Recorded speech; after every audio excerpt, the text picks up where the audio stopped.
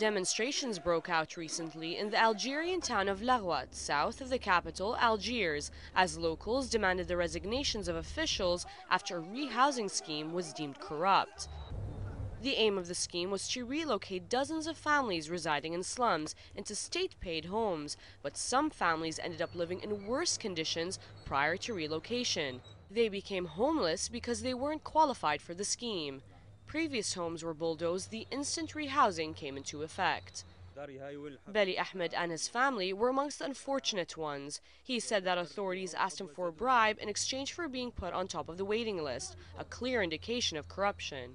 Ben Shabi, another resident, said they showed no mercy as they tore down her home. Protests in front of the governor's house have been continuous for the past week, as hundreds of residents expressed their anger at the dismal living conditions.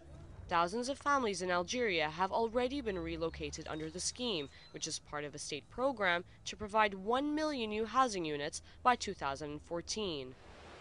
Algeria is a main oil and gas exporter, yet despite its wealth and resources, the government has failed to swiftly accommodate millions of families living in substandard conditions or alleviate unemployment.